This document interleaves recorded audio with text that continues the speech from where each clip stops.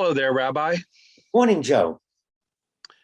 And I can see you are not walking in a winter wonderland, but still a wonderland of God's creation. Exactly. And it seems very peaceful there. And that contraposes nicely with the time of year that we are recording this, which is the run up to the end of December with its associated holidays. And in giant capital letters, the lighting of the stress sign on the department stores. If you didn't buy your stuff, if you didn't do this, if you didn't do that. And most of those seem to be Christmas oriented. And is there a Jewish equivalent to the stress of the holidays? Absolutely. Any of our holidays produces stress. However, what's fascinating is the holidays don't produce the stress. We produce the stress in our response to what's going on around us. And you outlined it so neatly. Department stores, TV, everything is flashing at us. Did you buy? Did you get? New Year's, I'm watching the commercials now for New Year's, the car ads, everything. We're bombarded. And it's not the ad. The ad can't do anything. In fact, what's fascinating is I can turn it off. I don't have to watch it. And so to say that I am stressed because of the ad, because of this, because of that, we have to stop for a minute and say, wait a minute, what is the source of the stress? It's me. I'm the one who's creating the stress in response to what's going on around me. But it's not always just buying things. If you have out of town family, where do they stay? If you're hosting the big dinner or lunch or brunch, how are you going to get all the food done? Is the house clean enough for people to come over and see?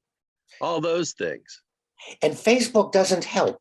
The whole purpose of Facebook is to make us dissatisfied with our own life and think that somebody else has the most wonderful life.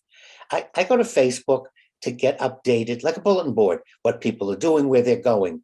And everyone tries to, not everyone, people post the most wonderful, and I know the families, and it's all a charade. It's all a front.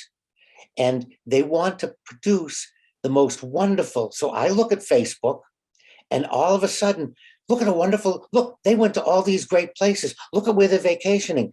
Look at my life. Oh, how boring it is, how dull it is. And I compare my life to the life people are posting, which is fake.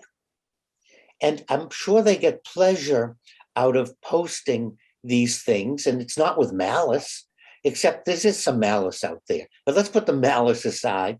Most people are posting something that shows wonderful, terrific times. So you're right. It's not just advertising, it's Facebook. And then it's the advertising, the pictures of a meal, of a family, of a resort. All of this is out there. So now I am exposed and I'm feeling stressed. So our first step is to acknowledge the stress is coming from me. Sticks and stones, and words, if I accept the words. But what if I don't accept the words? What if I shut the sound off on the TV? What if when I look at Facebook, I say to myself, oh, this is really neat.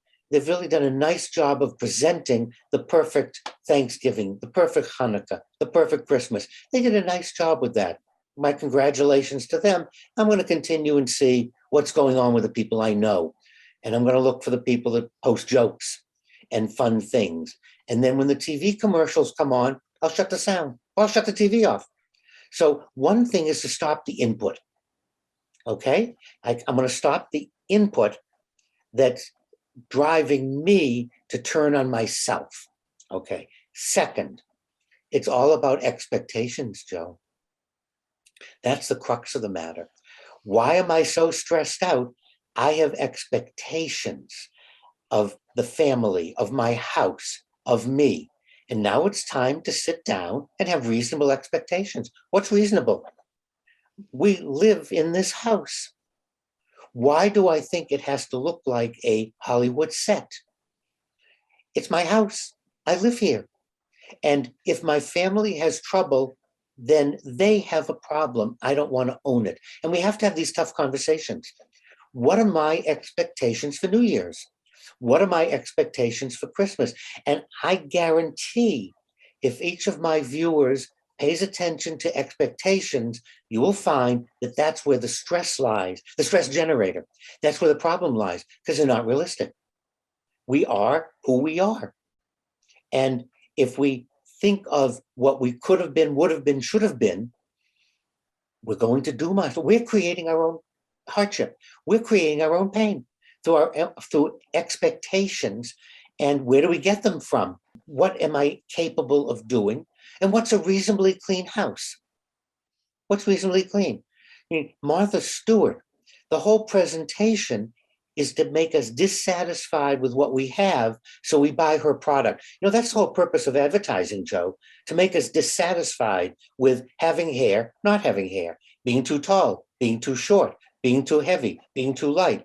That's the whole purpose of advertising, is to make us dissatisfied, so we buy something. Let's just stop for a minute and say, wait a minute. As Popeye said, I am who I am, or I am what I am, whatever Popeye said. And this is who I am. And I can be the best shining that I am.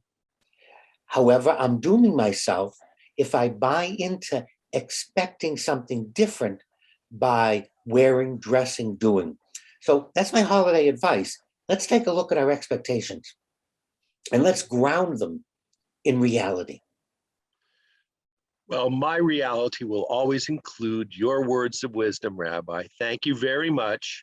I was going to go out and repaint the house in Christmas colors, but I've decided I don't have to now.